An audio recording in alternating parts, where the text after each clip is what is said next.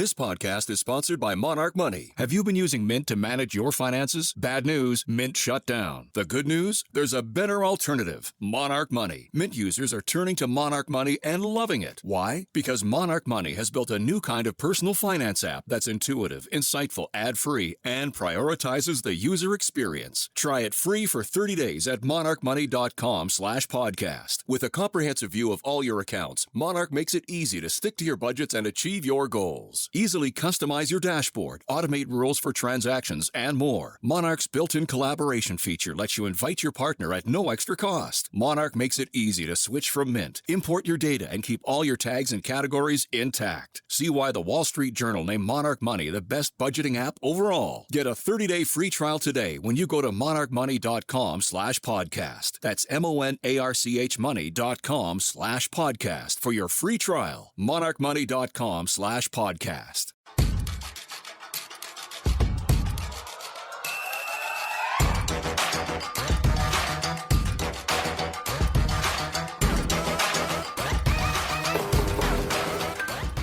Welcome to Feminist Buzzkills, the show that's currently in a neck brace from watching this week's Supreme Court rulings. Oof, it is unbelievable. Oh my God. I know. I'm Liz Winstead, and I'm joined by my co-host, Mojiela Odale. Hello. Today we have two amazing guests. First up, Amber Gavin, AAF OG and current VP of Advocacy and Operations at A Woman's Choice. Amber's written a heartbreaking story of a wanted pregnancy that went horribly wrong and is here with us today to talk about it publicly for the first time. I'm very, very excited to hear this story and excited to hear from our other amazing guest, Policy Director of the Colorado Organization for Latina Opportunity and Reproductive Rights, otherwise known as COLOR. Katherine Riley is here to talk about all the dope goings on in Colorado while also battling the relentlessness of fake clinics in her state. Woo! Plus, Dukes is here to drop the latest news about your bathing suit area. Hey, Alyssa. Hey, Alyssa. Hello. Oh my God. So before you dive in, we haven't, the three of us, talked about how excited we are to get to Atlanta for real. Oh my gosh. Oh, it's gonna be fantastic. I know. First of all, we're doing so many cool things there, but I'm so excited every time I get to share a stage with you, Liz. Well, I'm excited because you're just so funny, and I'm excited for people to get to know you and see you. And then I guess I will be doing some stand-up for some people that is interesting. But really, Baron Vaughn doing stand-up, have you seen him perform, Alyssa? I never have. I'm saving it for a sweet surprise for myself. He is an unbelievable stand-up, and he is just like also a great activist. So, and just relocated to Atlanta a couple of years ago. So he's going to be talking about comedy. He's going to be talking about being a dad, trying to be a feminist dad, also living in Atlanta as a Black dude. So it's going to be really, really fun. Well, I'm excited to talk with the members of the Reproductive Justice Collaborative Amplified Georgia and hear about what they're doing to fight all the Georgia-ness of it all. So you're not excited about Alyssa and I? No, I mean, you guys are incredible, and I spend every week with you, and I love it. And I'm excited to do it live. Like, come on, guys. I know. Live is so fun. I know, because you get to hear Alyssa dropping the news bombs. We're going to break down all of the news of the week. Also, we have the lawyer from It's Always Sunny. Oh my gosh. It's like, how does he fit in? Well, come and find out, but he does fit in. There is stories behind it, and you're not going to know until after the show or if you show up. So mark your calendars, July 20th, Terminal West. Tickets and info are going to be in our show notes, but tell your friends in Atlanta coming down. It's going to be really fun. Nice. Okay, Alyssa, take it away with this week's steaming news dump. All right. Yeah, let's get into it. This week's steaming news dump is like a good roll of two-ply. We're going to get right to the bottom of everything that's going on in the abortion world. First off, scumbags in the South Carolina Senate are pushing another 6-week abortion ban since the one female justice in their state Supreme Court has since retired. Now, the Supreme Sausage Fest heard arguments this week on the ban that they previously ruled as unconstitutional. But the bags of scum pushing this ban say, we've changed the language to get around that. Yeah, look, we put the word choice in there now. And you can choose to take a pregnancy test every time you do the late night cha-cha slide. And that way, you'll definitely be able to catch your pregnancy before 6 weeks. Remember, kids, a pregnancy test a day keeps the oppression away. Let's travel right outside of Boston next, where the massholes have a bad case of fuck around, and now they're finding out. A woman in the Bay State is suing an anti-abortion pregnancy center after they failed to note her ectopic pregnancy or offer any kind of treatment. So I want you to think of these fake clinics like OceanGate, right? They may look safe and legit, but really, they're the healthcare equivalent of trusting you'll be okay going to the bottom of the Atlantic Ocean in a pimped out soda can, right? Not recommended. Nah. And finally, over in the only American state with a P in handle, turns out that folks have been flocking to Florida since the fall of Roe last year, where abortion clinics are about to surpass Disney World as the state's #1 tourist attraction, seeing an estimated 26% uptick in abortion patients. Maybe those abortion clinics will need something like the Fast Pass Plus so patients can skip the lines, like at Splash Mountain. Anyway, that's been your steaming news dump of the week. Stay stool, kids. I love that. Peen handle. We have to say peen handle. Yeah, a I lot. think there needs to be more peen handle in Yeah, our thank you. pod. 100% in general, really. I mean, thanks so much, Alyssa. Thanks, Alyssa. Oh my gosh. So normally at this time, as you know, Moji and I will break down some stories that we really wanted to get some meat on. And we had some stories prepared, but we interviewed before the stories a dear friend of ours who had written an article about her much wanted pregnancy that went horribly wrong in ways that were just really profound. And as we listened to her talk and the detail that she went into, we just really wanted to sort of offer up more time for Amber to really lay out her story. Yeah, it was not a quick story. And I felt like every minute she talked was so valuable. 100%. And so instead of popping some news for you now, we're going to take it over to this amazing story. And it struck Moji and I even more personally than normal, because when we launched Abortion Access Front, we launched it under the name of Lady Parts Justice, changed the name to be more inclusive. And Amber was the first person I hired. Amber developed our programs department. She developed the programs like Exposed Fake Clinics, and she's the one who helped craft us going out on tour and doing clinic support and helped develop those relationships that we have all around the country. Then Amber transitioned after being with us for 4.5 years. She's actually an abortion provider now, which is really cool. And so I saw her a year ago, hadn't seen her since. And then the story drops that she had published. And I read the story and I felt so compelled to have Amber come on and tell what she couldn't tell in a 1,000-word, op-ed. And so I just feel really grateful that she decided to come and speak to us. So without further ado, she was the former programs officer at Abortion Access Front. She is now the vice president of operations and advocacy at Woman's Choice Clinics, which serve people in North Carolina and Florida. Please welcome the one and only Amber Gavin. Hi, Amber. Hi, thanks so much for having me. Always exciting to talk to you. And if this is the way that I have to talk to you by booking you on the podcast, I guess I will. I guess that's how these things go when we're so busy. Amber, for those who haven't known you as long as Moji and I, let's just fill folks in a little bit about you and what you do and how you make a difference in everybody's lives every day. Well, that was quite an introduction. Thank you. I am the Vice President of Advocacy and Operations at a Woman's Choice Clinics. We have 4 independently woman-owned and operated clinics, 3 in North Carolina, in Greensboro, Charlotte, and Raleigh, and then in Jacksonville, Florida. In my role, I have the unique pleasure of working very closely with our clinic managers and our frontline staff, making sure our clinics run, and then working really closely with coalition partners in both North Carolina and Florida, trying as much as we can to get in front of state legislators and just making sure that independent abortion providers are heard, because we're often left out of the conversation, even though we all know we're providing the majority of abortion care in the United States. 100%. So as I said, you started out in advocacy work with Abortion Access Front and moved into patient care. I wonder if that was always in the back of your head, or if it was something in the advocacy work that sparked you to pivot. Yeah, absolutely. I think one of things that I loved so much about Abortion Access Front was that I had the opportunity to work really closely with the clinics on the ground providing that care.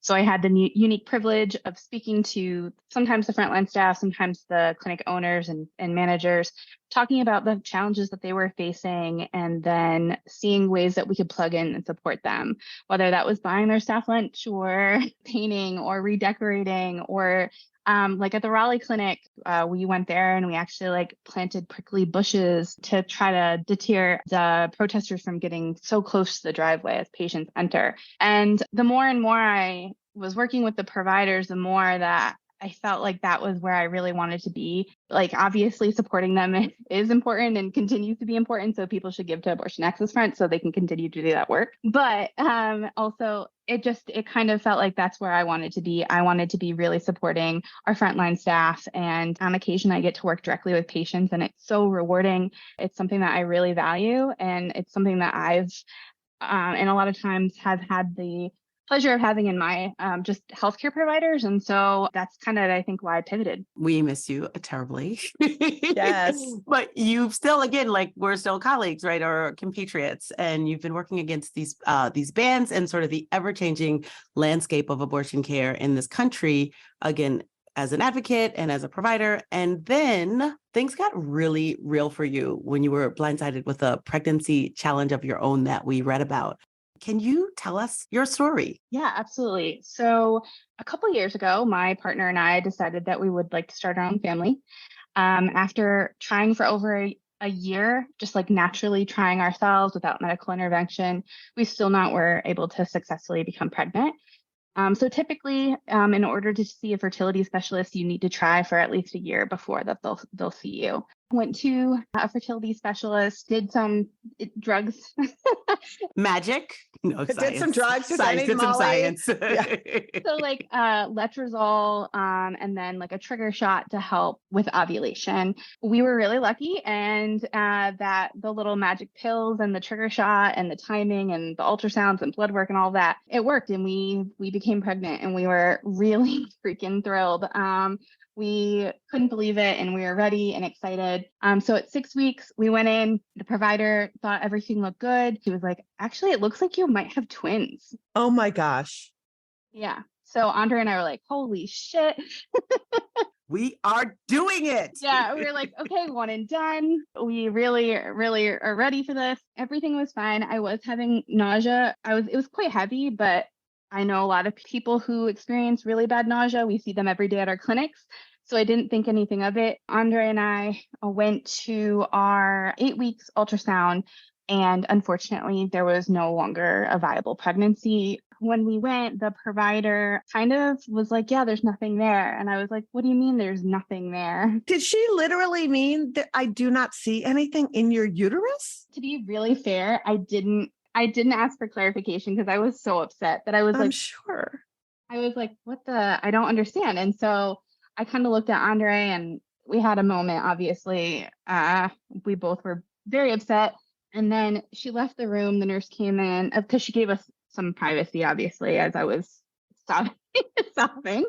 The nurse came in and proceeded to say, oh, the doctor prescribed you misoprostol for you to, because I was having obviously no symptoms. I thought I was still very much pregnant. So she said to misoprostol, and I was like, hey, but like, what about Miffy? As we know, Miffy stops the pregnancy hormone. So after you take it within within 24 hours, basically, you stop having pregnancy symptoms. And so it's just a kind way to terminate a pregnancy. That way, especially one that you really wanted, you're no longer having the after, like all of the effects of still being pregnant. So she was like, we can't prescribe that. And so I was like, already. Hold on, wait. She can't prescribe it because a lot of us have to have special licensing to be able to prescribe it, and a lot of people won't do it. And so this is a fertility specialist. Oh, wow. So, okay, this is like news to me. Fully new news. Wow. Yeah. So already I was upset. So I was like, okay, so I'm not going to take the misoprostol. I'm just not going to do that. I'm going to say no thanks. I also have von Willebrand's disease, which is a clotting disorder. And meso, as we know, causes heavy bleeding. Talk to me a little bit about, for those that don't know about this blood disorder, will you explain just a little bit about what that is and how that would affect if you were to take something that were to shed your uterine lining? So it's a genetic disorder. It's a lot of us have what is called like factor VIII in our blood, which helps us to clot. I a lot of times either am missing it or don't have enough for me to clot properly. Ever since I started my period, I've had really, really, really heavy menses. And so I would remember within a 45-minute class in middle school, I would soak through a huge maxi pad and it would go through my pants onto a chair. Literally, that's how bad my periods were. And so, and that's obvious. It's one of the symptoms that they look for in people who have von Willebrand's disease. And so when you're pregnant, your body actually makes it. And so during your pregnancy, you're probably fine. But to force the shedding of the uterine lining, anything could happen. Yeah. And why risk it? Yeah. So I was like, no, thanks. I'm not going to do that. So I went to a local independent abortion provider and Andre was like, we just need a second opinion. And I was like, he's not wrong. We were just told that there was nothing miraculously in my uterus. It just disappeared apparently. So I went in and I didn't even have to, at my fertility specialist, I had to have a transvaginal ultrasound. Here, indie providers are the best. The provider came in, she, the medical director, and she performed my ultrasound abdominally. So I did not have to have another transvaginal probe. She located the gestational sac and said, yes, and clearly it's here. Unfortunately, your pregnancy is not viable. Like, that seems like the way you say it. It doesn't take the pain away, but that other shit just sounds gaslighty and weird. I was so angry. Like, I was so angry and hurt. And then so compassionately, she was like, this is, I'm really sorry, but this is your body knowing what's best for you and it's helping you get rid of a pregnancy that can't sustain. And it was so compassionate. And again, this is like, all of our care is so segmented in the US. If we could just have a little more like cross, and the folks who are actually, I just wish my fertility specialist had a little more of what my abortion provider had. So she was like, also, by the way, absolutely no meso. We need to get you in for a procedure. She referred me to the local hospital. I walked in, they're like, okay, we're going to perform an MBA. And I was like, no, we're not. Tell folks what an MBA is. So it's a manual vacuum aspiration. And so it's just like a little instrument. It's really easy in and out. It'll only take a few minutes, but I very much did not want to be awake. I wanted to be sedated for my procedure just because I know exactly what tools, I knew exactly what would be used. And it just felt like it was too much for this very wanted pregnancy. So I called 3 different doctors within my network, like OBs, and everyone couldn't get access to an OR. What? Yeah. And because of my bleeding disorder, I couldn't do it at the independent clinic because it was too high risk for them and needed to be done in a hospital setting. I had a non-viable pregnancy that I was just carrying around for multiple days before I could get into an OR. Oh my that's heartbreaking. God, Amber. You have no idea. Like, I can remember and I can like physically feel this deep ache and sadness. Like, it felt so cruel to me that this is the way our healthcare system is. So I finally get in there. I have an incredible surgeon, an abortion provider. The procedure and everything went well. I am so grateful for her. And then there was the horrible experience I had with the anesthesiologist. No. Yeah. So he came in and asked me what arm I wanted the IV. I said, I have the best luck that I have with blood work or anything is my left arm. Mind you, I've been taking blood work every week, because of my pregnancy, I knew which one worked. He decided, he was like, I'm going to look at your right one. Okay. So already we're not trusting me. Cool. Oh, wow. Yep. Straight off the bat. Why even ask? I was like, okay.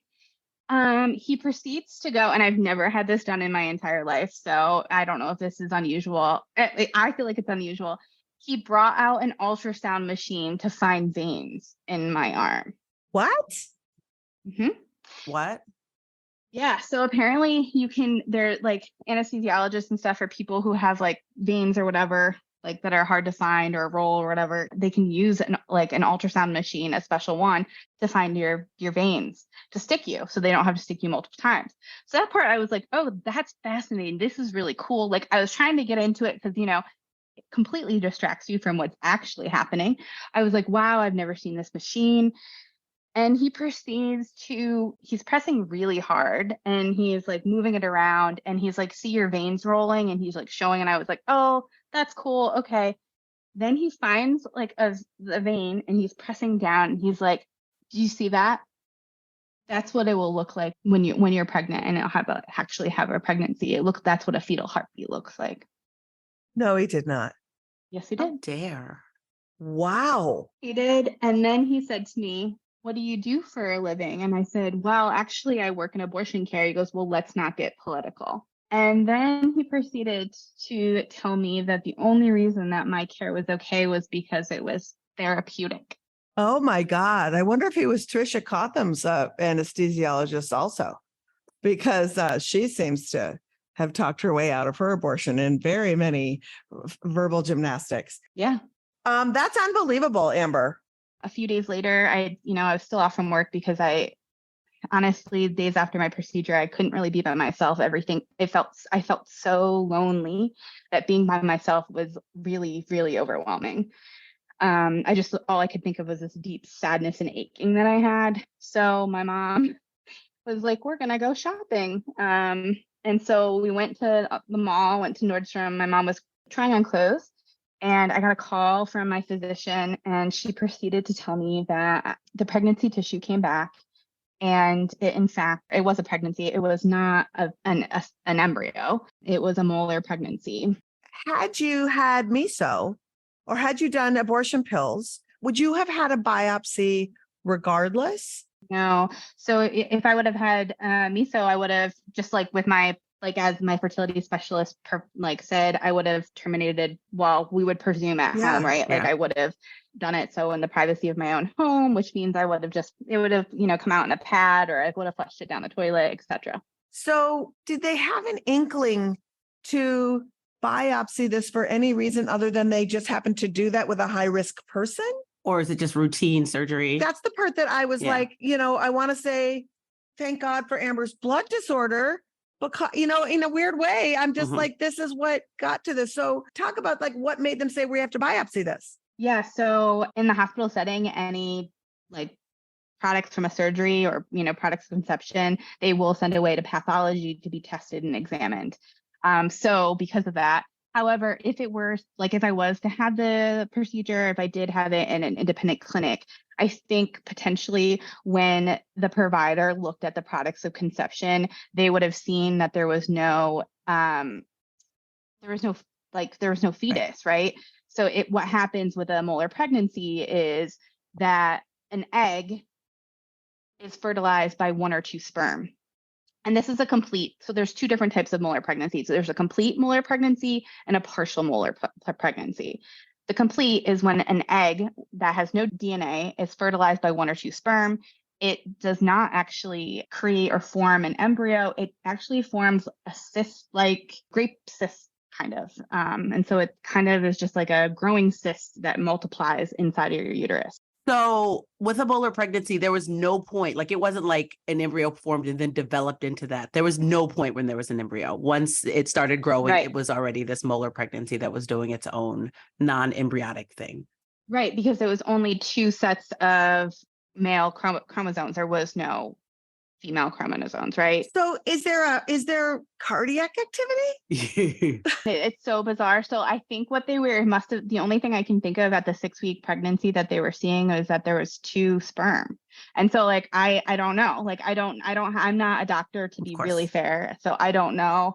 But I just, it's really confusing. I don't know. If it were a partial molar pregnancy, it could potentially become an embryo, a fetus. And so there is actually DNA from the egg, and I'll probably I think it's like also two sets of male chromosomes. Either way, in a partial molar pregnancy, if there is a possibility of an embryo forming, with mine, there was not. So how would a molar pregnancy, like what is a way that it could have been treated in a state with a total abortion ban that could have been like just was your level of care, which seems like still not the adequate level of care. Like you had to walk around for several days without getting the care you needed. But like, how much worse could it have gotten?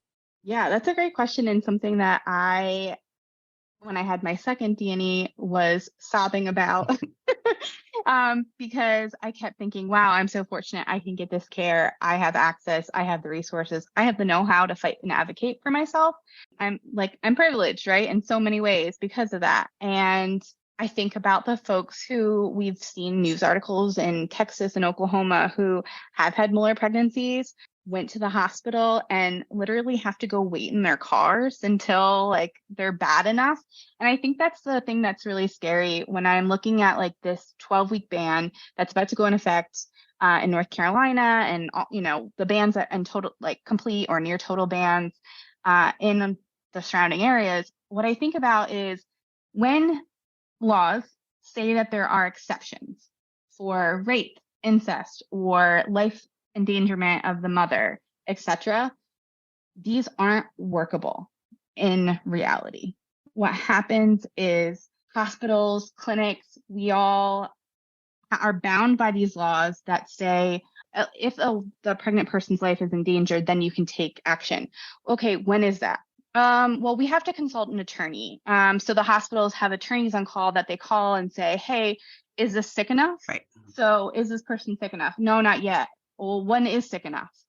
When is it appropriate to provide those care? And then as a patient, sometimes they have to go, but so that means they're going to a medical board, they're going to attorneys to provide these cares because doctors are afraid of losing their licenses. So like they're not going to be able to provide care to more people. They're afraid of being sued by the state, by a patient. There's so many things that are in play here. And I think that's what's really scary is that we have just like arbitrators that are trying to interpret laws that are not clear and are trying to guess when a life is at risk and when they should be able to take action. Because you telling this story, it doesn't sound like you were ever sick enough, Like you were never sick enough. You were still dealing with all of the things that people deal with when they have to wait to get sick enough, like knowing that this is not going anywhere, knowing that like your body is not doing what you want it to do, and that relief exists. It's not like they're like, oh, what can be done?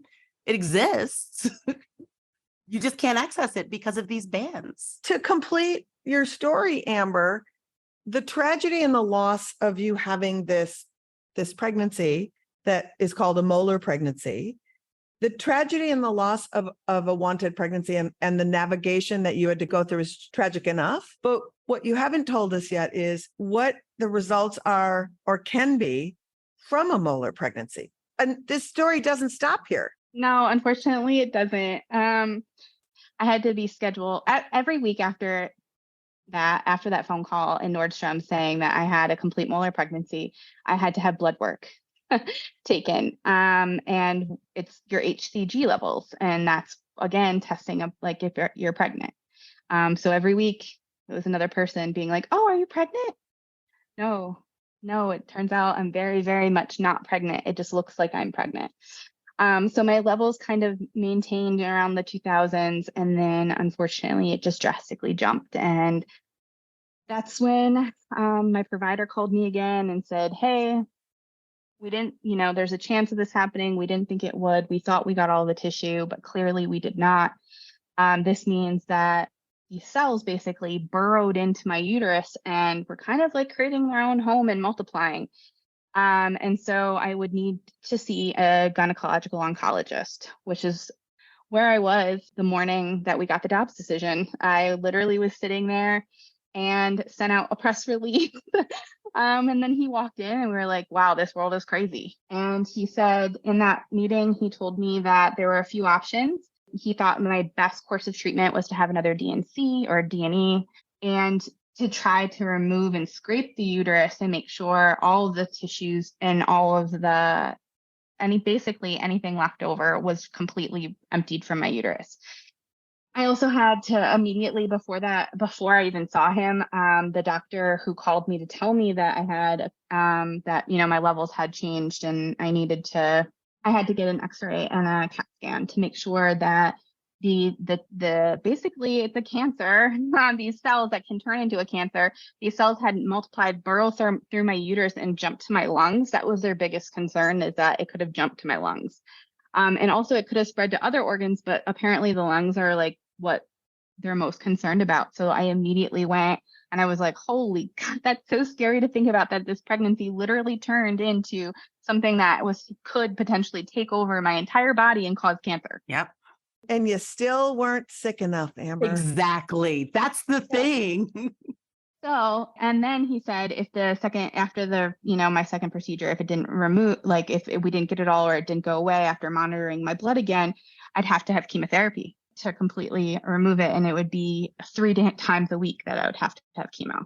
Like that's crazy from a pregnancy. And this is a decent level of care. And I remember after the Dobbs decision, some states, because of these abortion bans, are like, we're not even looking at pregnant people until they hit 12 weeks.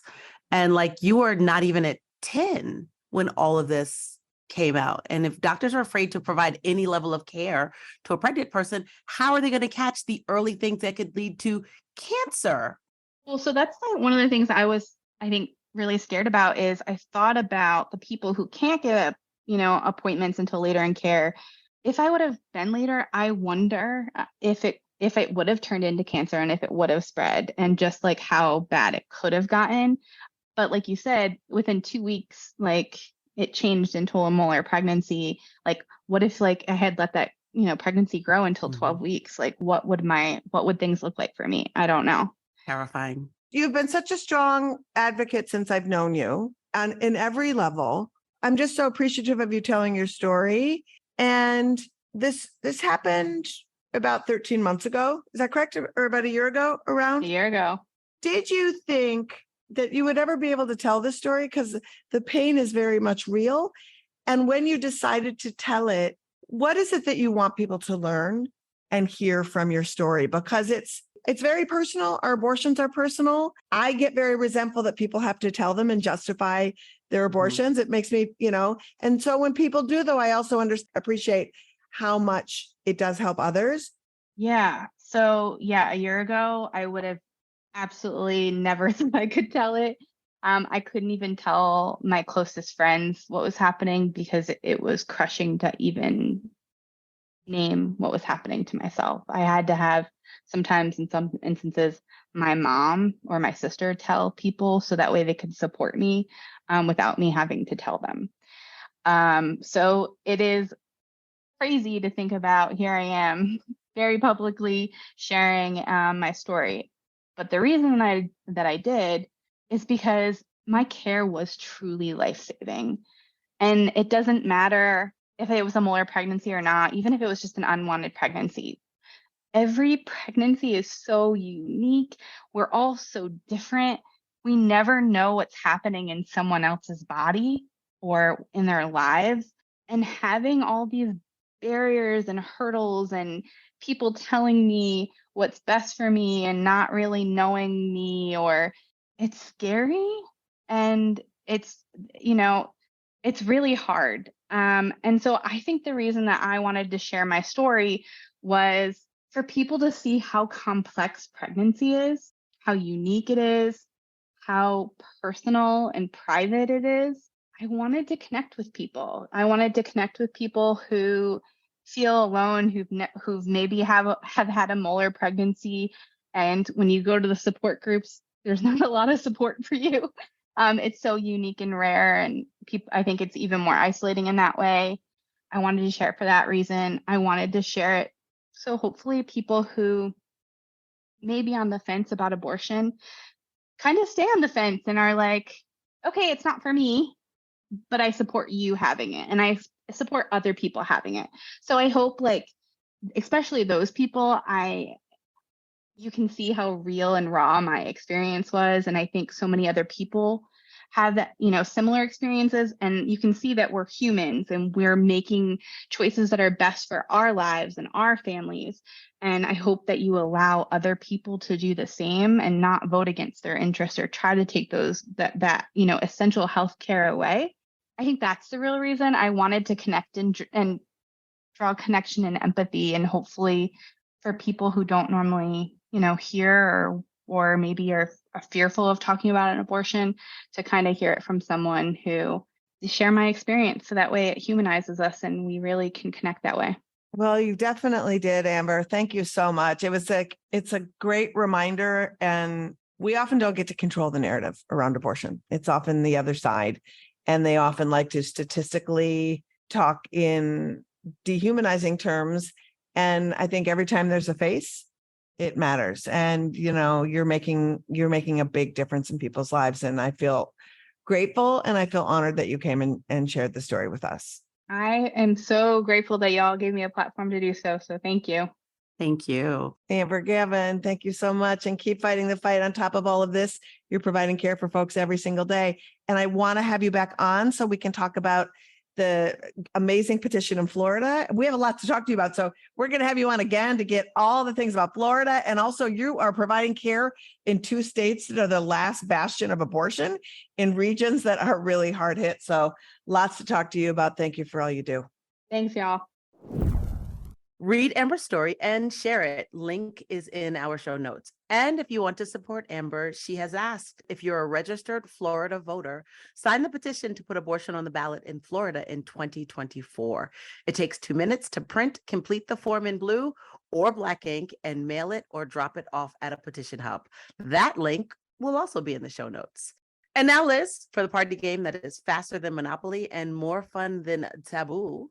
6 degrees of abortion. And this is when I take a story from the news and Liz has 6 chances to link it to abortion. Let's see if I can stump her this week. You feeling lucky? Try and stump me. I do feel You're lucky. feeling lucky? I don't. Well, this one's actually not the hardest one, but I thought it was really fun. So former NBA player, Kim Un-jong enthusiast, and 90s icon Dennis Rodman rocked up to Houston Pride in a cute little plaid skirt and a shirt with his face on it. And for some reason, the people following him had no idea who he was, I guess, because they were like, "Oh, Dennis, what are you doing? Why are you wearing this?" And I'm like, do they know? He's been doing this for like 40 years. Like my whole life, Dennis Rodman's been wearing dresses and wigs and hanging out. Anyway, I need you to link Dennis Rodman to abortion in 6 steps. I will. I feel like he's worn a boa for Evs. He was on the cover of Vogue in like a wedding dress and a wig again in like the 90s. Like, come on, dude. I know. That is like his jam. So I'm like, his followers clearly didn't do 3 more Googles. Come on. I don't think they're his followers. Like these are randos. Like you wouldn't follow Dennis Rodman and be like, why are you in a boa? Why are you in a dress? Like, that's so weird. Anyway, so my 6 degrees are Dennis Rodman dated Madonna. Mm-hmm. My dear friend Joe Henry is married to Madonna's sister, Melanie Ciccone. For years, ran an incredible music studio in New Orleans. Now they live in Pasadena. Melanie's awesome. And so Dennis Rodman to Madonna, Madonna to Melanie to my friend Joe Henry to moi. That works. I also want to mention that sadly Madonna's in the hospital, but she's stable now. That was another idea I'd had for this week. Oh my God. And I would have gone the same route. I know it would have. Or I could have gone Sandy Bernhardt with Madonna. That's true. That would have been even faster. You really could have done that in 3. I could have done it in 3, but I had to, I had to drop a name. I had to bring it around to me. Listen, I like to hear the Ciccone name at all As times. though I am abortion somehow. I am abortion. That was pretty good. Well Thanks. done. Thank you. Well done on you. I thought for sure you were going to do The Bear for some reason. I wanted to, except for I've not watched that show. Okay. All right. Yeah, I thought for sure it was going to be The Bear. But thank you, Moji. It was really nice to just take a second and have a little bit of levity because the show has been incredibly intense. Yes. And now we're going to pivot to, I guess this is like a medium spice. This is like I feel like it's a little nicer. We're going to Colorado, and Colorado net is good, right? Colorado is one of the better places to be in this country, abortion right this minute. And for sure.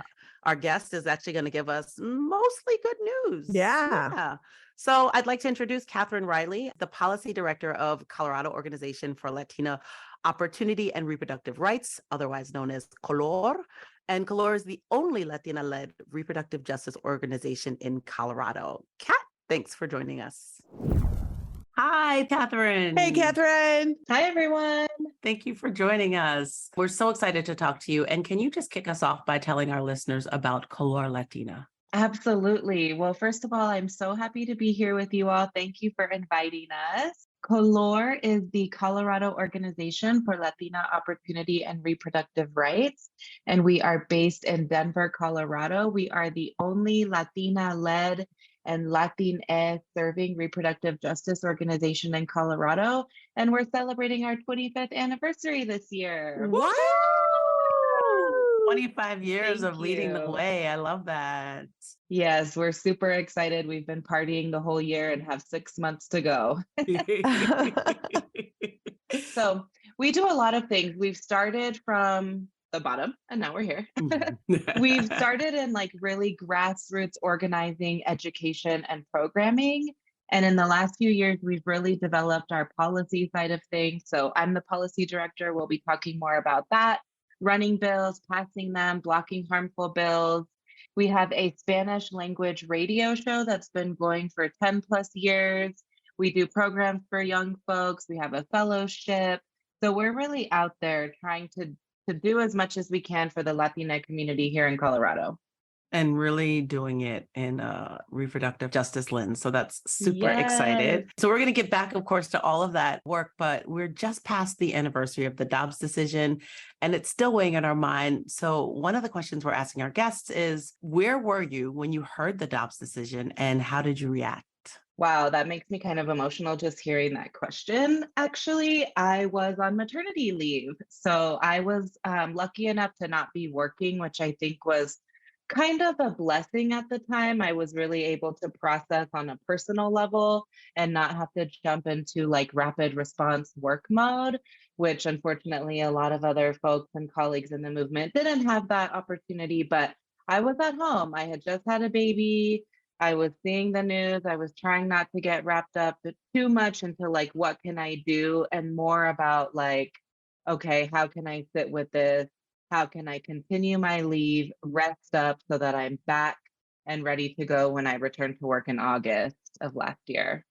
Because rest is revolutionary. Rest is a revolution for sure. But, and we know that just a couple of months before the Dobbs decision, Colorado signed the Reproductive Health and Equity Act into law, which codified abortion rights and hopefully defended against calling a fetus a person with rights. And so it's kind of like, there must have been a little bit of like, oh my God, thank God we did that.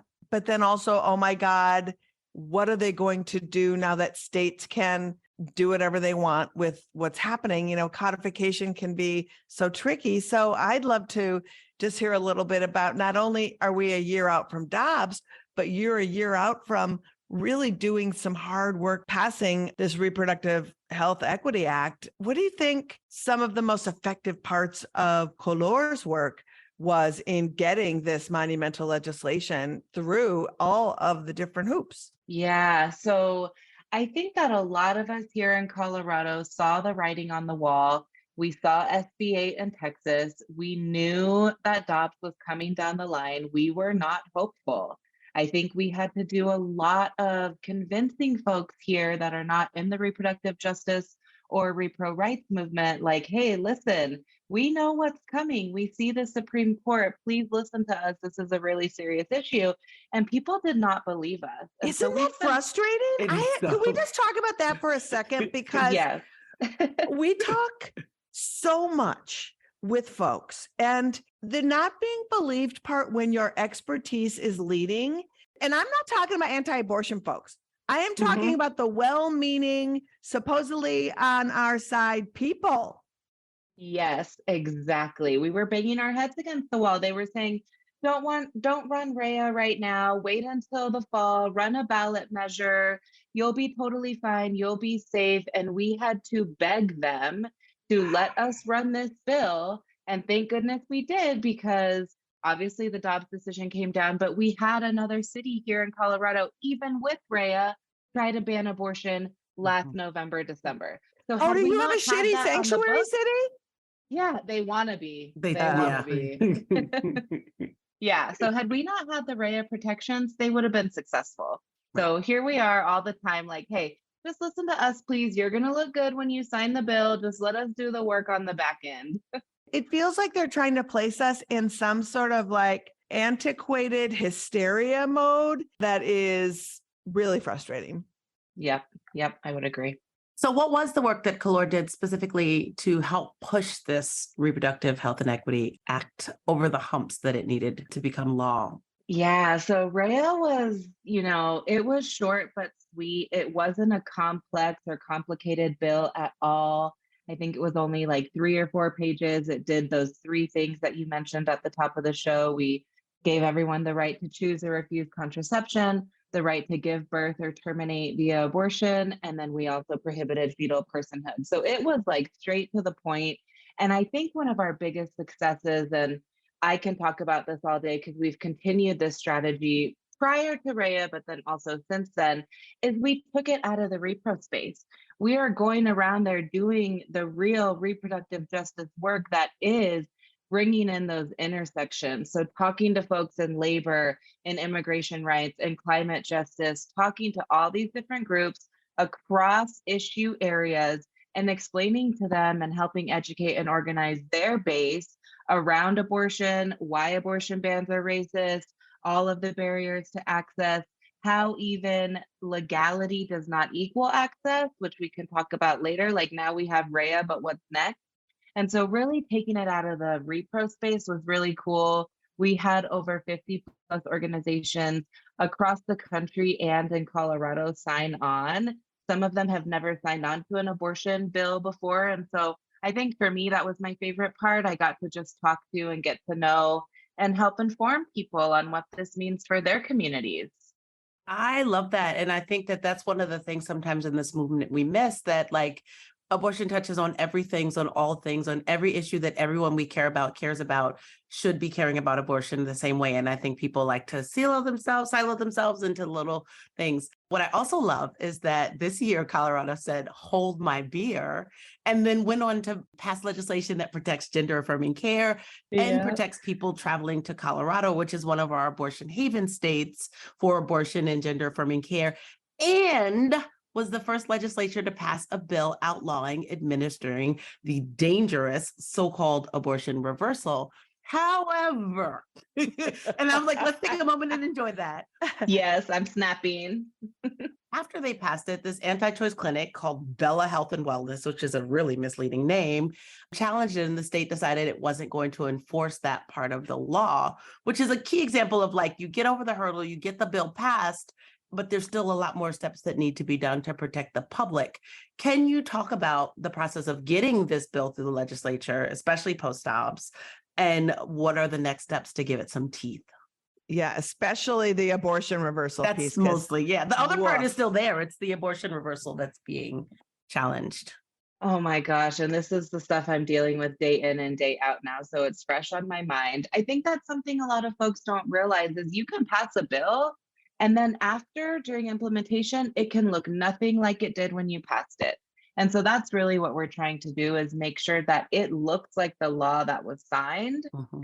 And so, yeah, Bella Health and Wellness, I wanted to say their name because I'm like, if anyone hears, don't go there. Yeah. Yeah, seriously. And that happened to us actually at an event. Somebody came up, pulled up their phone and said, I just heard your speech on fake clinics, anti-abortion centers. Is this one of them? I just went there last week.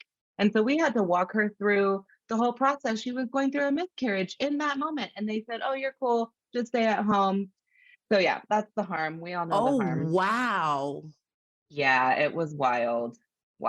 And I think that like we sometimes get in our heads, and when we're talking about, fake clinics constantly, and we're talking about the harm that they do constantly amongst ourselves, I don't think there's enough to really talk about it. And when you have a fake clinic like Bella Health and Wellness, it sounds like a place that's inviting. It sounds like a place that you could go if you needed miscarriage management or needed to talk about like how to navigate your abortion situation.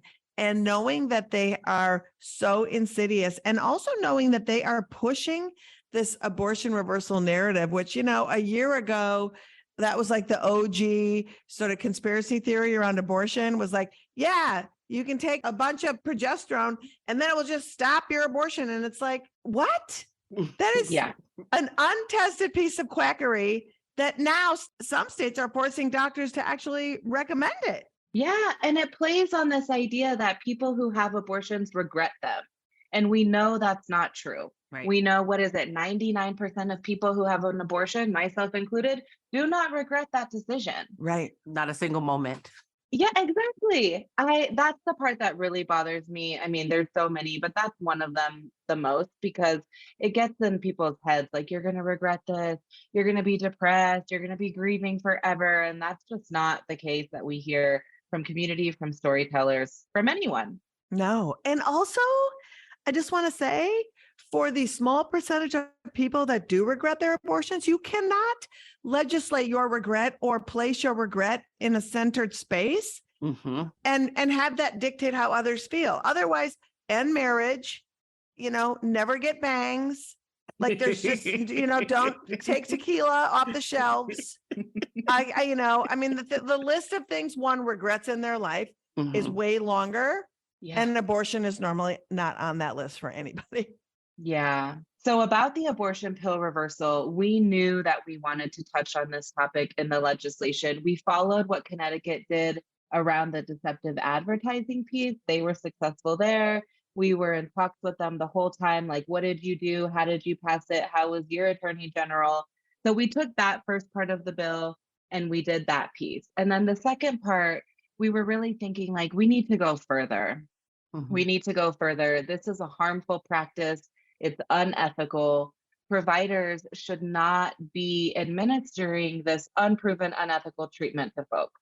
And so we did a lot of research. It's exactly how you said it. It's not going well at this point. They made us put rulemaking into the bill, which means that now the medical and the nursing boards have until October 1st to come up with rules based on all the comments they're going to get from whoever in Colorado and elsewhere would like to submit comments. So it's being bombarded by the antis, to say the least.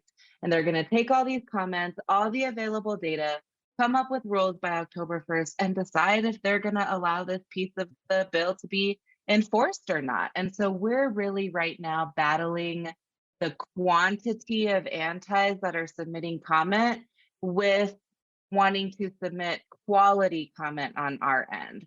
So we don't need to be like them and just repeat the same thing over and over and over again. We're coming with experts, scientific researchers, providers, and storytellers who have engaged with an anti-abortion center or a fake clinic and with abortion pill reversal in quotes, so that we really make sure that our side just is grounded in fact.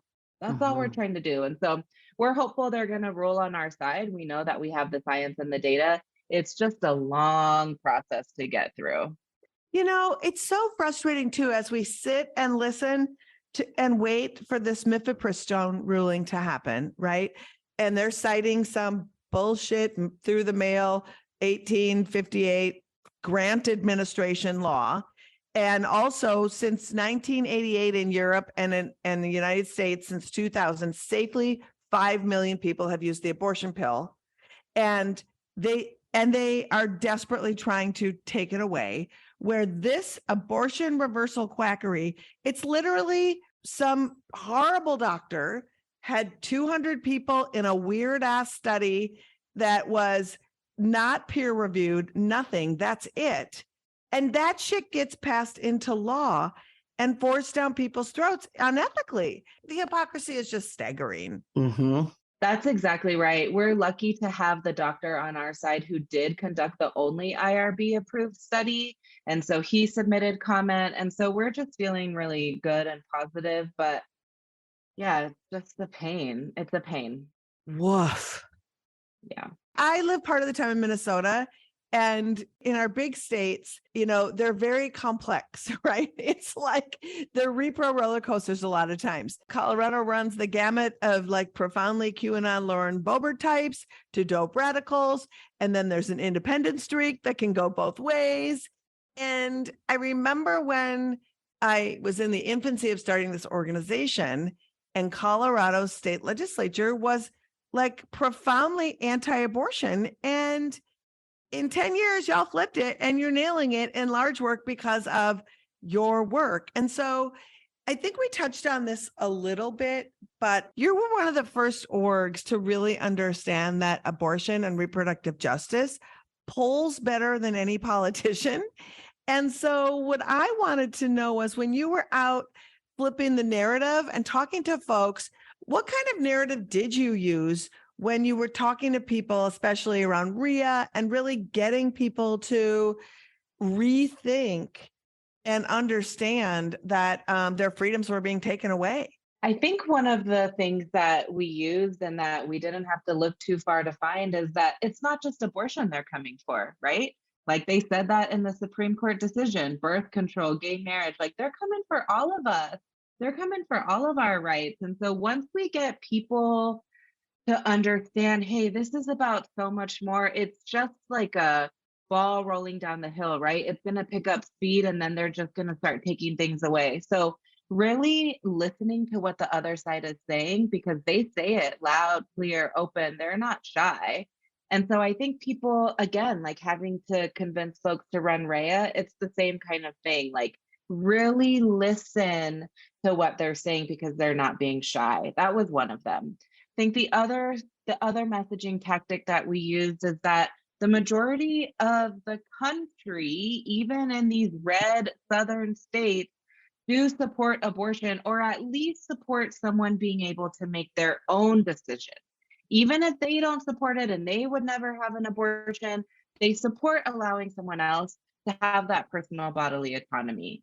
And so I think talking about that, talking about, you know, why someone would need abortion, what are the real stories, having real people tell their stories, having people like me who have had an abortion go knocking on doors, and really listening to someone who may start the conversation on one side, and then little by little you start to understand, okay, they have people they know that were in this situation. Or even if it's not about abortion, it's about access to healthcare in general. Do you live in a rural area where accessing birth control is hard, and you can see how an unintended pregnancy can happen?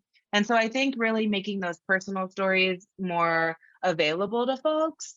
I think really listening when they're trying to explain their side too, even if you want to reply right away, like you'll get that chance, but just listen a little bit. And so I think that really helped for us. And being really connected to the Latina community here in Colorado has helped.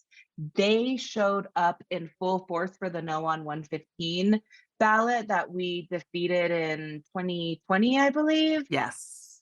That was the abortion later in pregnancy. And the Latino voters were the ones who carried that home for us. And so we know that they're with us. We know they want to be heard. We know they want to be connected with. And so if we're out there just making sure that these folks have an organization that they trust and can go to, we know that we're going to be okay. That's awesome. I mean, I think that's the whole thing. I think the personal narrative with the facts, because we talk so much about how sick we are of the horse race and how pundits have the audacity to only talk about reproductive health rights and justice as sort of a political football and what it means for one side or the other. And it's really gross. And to bring the stories out and to have people think about the people in their lives who are affected by this, including themselves, I think is a winning strategy. Thank you for all you do. You're incredible, and your work is incredible. Thank you. Katherine, we're going to put all of your stuff in the show notes. We're going to have people follow you, where they can donate and all that stuff. Yay. Thank you all so much. Thank you. Thank you. This was so good. Again, thanks, Kat. Donate to Color and follow them on socials at the links in our show notes. Also in our show notes, you can find the link to Color's Bonfire store to support them by buying 25th anniversary merch. Ooh. And as always, we remind you the best and most up-to-the-minute resource on accessing abortion care and funding for your care is ineedana.com. And Liz, that's our show. Wow. Thank you so much for listening. And thank you, Amber, for sharing your story. That's right. And if you like this kind of programming, come on, like, subscribe, and show us some love with a 5-star rating, and stay connected on social media at Abortion Front. Let's make a difference and have some fun doing it. Like, subscribe, give us 5 stars, write a review, get there, go there, do there. And Of course, it wouldn't be a show without another annoying promo about us being in Atlanta. But come on, get your tickets for right. We're going to Atlanta. We're going to Atlanta. Did we mention we're going to Atlanta at Terminal West, July 20th, 8 p.m. I'm doing stand-up with Baron Vaughn. We got Alyssa. We have folks from Amplify, Georgia, all these cool, dope people. Link is in our show notes. You can go to our website and buy tickets. Also, a surprise appearance that somehow will feel organic from the lawyer from It's Always Sunny. Y'all, we got a lot of stuff going on. I really am so excited to see how that works out organically, and I have faith in us. Looking for where you might fit in to do some abortion activism? We've got a 5-part activist training series, Operation Save Abortion, at operationsaveabortion.com, and visit our super cool activist calendar, which is full of local and national actions and educational opportunities. Check out operationsaveabortion.com. We say operationsaveabortion.com almost as much as we tell people we're going to be in Atlanta for a show. July This is important information for everyone. I feel it's true. Also, we are off next week, continuing with 4th of July celebrations, but I'm going to recommend some stuff. Re-listen to our Dobbs episode. If you are looking for something to do, listen to that because it's the breakdown of the entire year of the hellscape where we're in. And prepare yourself, because when we come back, it's going to be so dope, because we'll be back July 14th and we will be broadcasting from Netroots Nation with some incredible guests. We have Walker Fitz from the Midwest Access Coalition, who's going to talk about all of the logistics it takes to help someone get to the abortion they need. And comedian and OG AAF road warrior Joelle Johnson will join us. Oh my gosh, she's so funny. She's so funny. Also, join our Patreon. You'll support great content and get cool FBK merch and experiences. All pledges support this pod and all of our activism at Abortion Access Front. Pledge at patreon.com/Feminist Buzzkills. FBK is edited by Ruby DeTournay and is produced by Abortion Access Front. That's right. That's our show. So finally, we leave you this week with Ryan Foley, a pastor showing his whole fake Christian ass by saying women are the boss of him. And I do not permit a woman to teach or to have authority over a man, but to be silent. Listen to this part. For Adam was formed first, then Eve, and Adam was not deceived, but the woman being deceived fell into transgression. Meaning, was it the man that fell or was it the woman? It was the woman who fell. And just like King Solomon, he said that he never met one righteous woman. Women are to be quiet in the church, dress modestly, and to be silent, never taking a place of authority. And unfortunately, the normality is women leading church services and whatnot, but this is not biblically true or allowed. Feminist Buzzkills, the podcast from Abortion Access Front. New episodes drop Friday. Listen, subscribe, give us 5 stars.